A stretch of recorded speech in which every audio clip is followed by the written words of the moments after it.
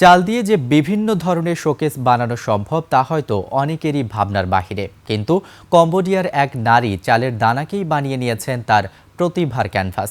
সাধারণ চালের দানা দিয়ে তিনি ফুটিয়ে তুলেছেন অসাধারণ সব রূপকথা ও ঐতিহ্য। বিস্তারিত তাফসির ফিজার রিপোর্ট। প্রথম দেখায় মনে হতে পারে কোনো সূক্ষ্ম সুতার কাজ বা মোজাইক পেন্টিং, কিন্তু একটু ভালো করে তাকালেই দেখা যাবে এক ভিন্ন চিত্র। হাজার হাজার চালের দানা দিয়ে তৈরি করা হচ্ছে পেইন্টিং।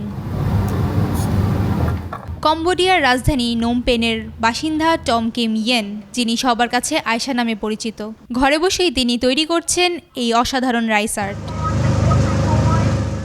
এই ধরনের একটি ছবি ফুটিয়ে আকার ও নকশা দিতে সময় লাগে কয়েক দিন থেকে শুরু করে কয়েক মাস পর্যন্ত। চাল তো আমাদের দেশের প্রধান সম্পদ, যদি একে নষ্ট না করে স্থায়ী রূপ দেওয়া যায়, সেই চিন্তা থেকেই চালকে খাবারের বদলে শিল্পে রূপান্তরের এই চেষ্টা। কোনো মেশিন বা যন্ত্রের ব্যবহার ছাড়া একের পর এক চালকে নিজ হাতে ক্যানভাসের উপর বসিয়ে তৈরি করা হচ্ছে এইসব আর্ট। চালের দানা দিয়ে মানুষের মুখ হুবহু ফুটিয়ে তোলা সবচেয়ে কঠিন। সামান্য ভুল হলেই কাস্টমার ছবি নিতে অস্বীকৃতি জানাতে পারেন। এই কাজে চরম ধৈর্যের প্রয়োজন। নমপেনের সাপ্তাহিক বাজারে এই শিল্পকর্ম দেখতে ভিড় জমান দেশি বিদেশি পর্যটকরা।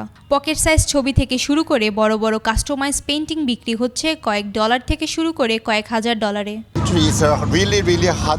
কোরিয়া সহ পৃথিবীর কোনো দেশেই আমি এমন চালের আর্ট দেখিনি। এটা সত্যিই অসাধারণ। চালকে ক্যানভাস বানিয়ে অসাধারণ সব নকশা ও ডিজাইন। বিশ্বজুড়ে মানুষের মন জয় করে নিচ্ছেন ক্যানভাডিয়ার এই শিল্পী। তাফসির ফিজা, নিউজ ডেস্ক, একুশে টেলিভিশন।